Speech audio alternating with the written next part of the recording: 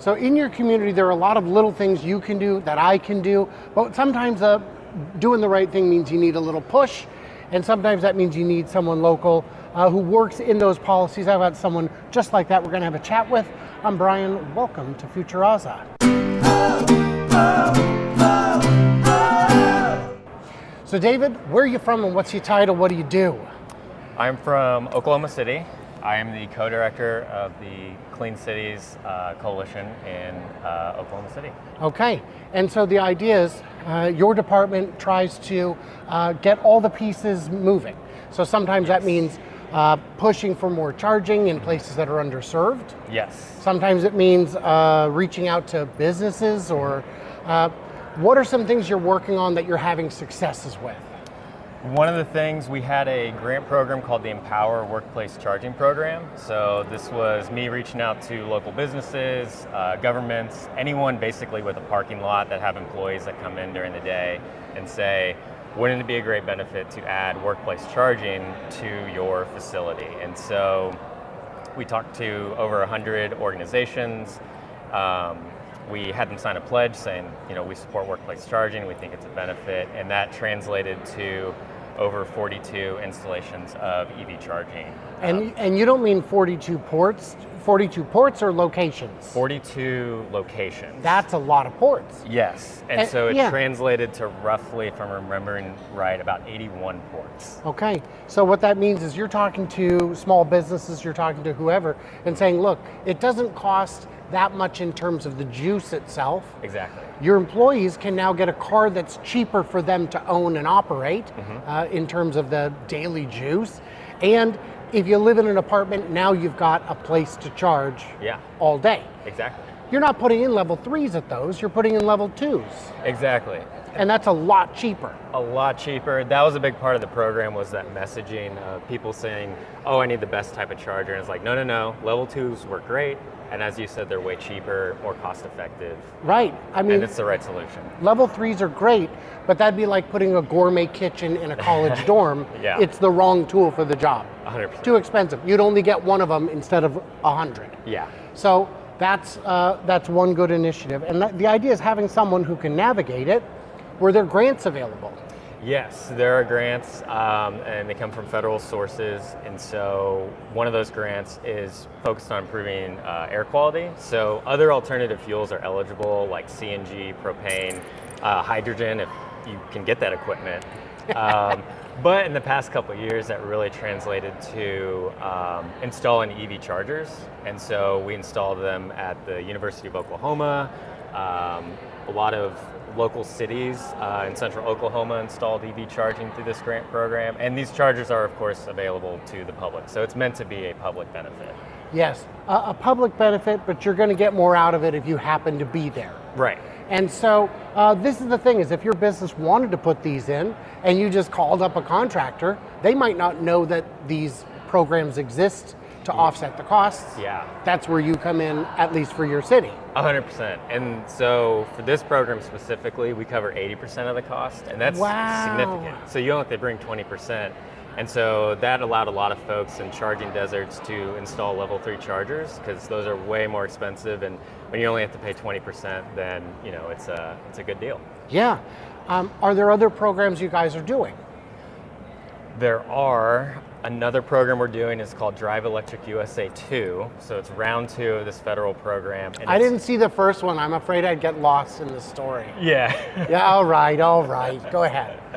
And it is all about encouraging people to drive electric. So it's starting local chapters of EV enthusiasts, doing ride and drives out in the public, getting people to touch the car, drive the car, kind of demystify what an EV is and make it feel normal.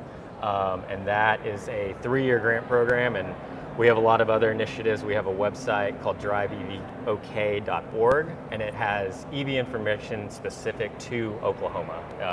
It's a statewide program. It's an Oklahoma program. It's not a sarcastic URL. Yeah. Drive EV, okay? But what you're doing is a lot of outreach. Now, Yes. For those of us on the ground who don't have the powers that you have, the most we can do is be digital Sherpas in this world where we show people the cars, give them the guided tour experience so they understand I don't know how to find charging. It's probably on the screen. Yeah. It might already be in the navigation and you don't know. That's something we can do. Tell me more about the Clean Coalition and where it is all around the country. Yeah, so Clean Cities Coalitions, there's 75 coalitions across the country.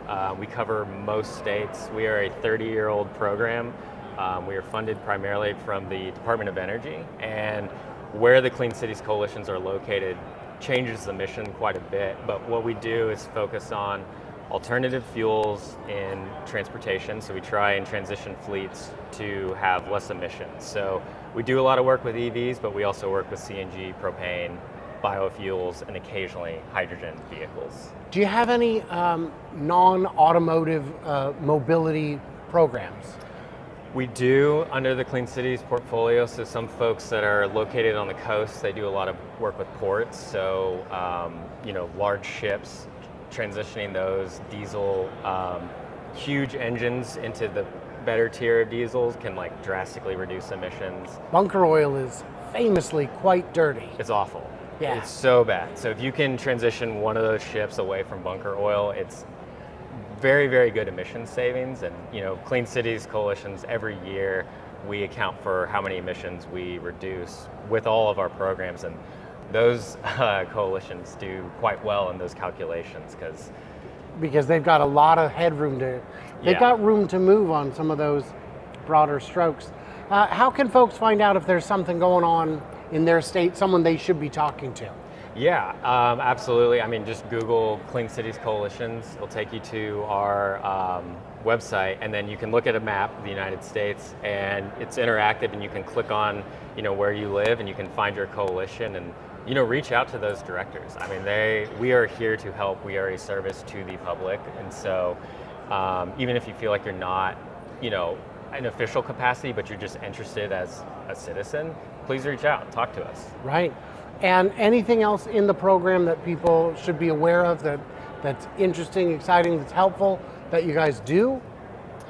We do. I know you and I talked about what I really want is level 1 at airports. Yes. Come on. Yes, no, that's a little passion project of mine, and I think that is something that a Clean Cities Coalition can help with. So in your community, if you're like, my airport needs level 1 charging, talk to your coalition. They can connect you maybe with the airport, charging companies, and try and figure out a path forward to do that. I think Atlanta has it. Yeah. Has level 1. I know my airport at the Economy lot in Portland has level 2. It's too fast. I would rather have 4 times as many handles that are 5 times slower. Yeah. And when you're on it just makes sense. I'm gone. I'm not here, man. Yeah. As long as I come back above where I started at all, I'm happy. So guys, what did we miss? What did we misunderstand? You gotta leave it in them comments below. Thank you guys for sending me out here to Michigan to get all this amazing coverage. Thank you to David for giving us the information, showing us the ropes, all that good stuff. Absolutely. And everybody else, like, subscribe, do what you're doing. Stay tuned, stay juicy, and I cannot wait to hear from you clever robots, I don't know, in Oklahoma, maybe. Come visit, yeah, that'd be great.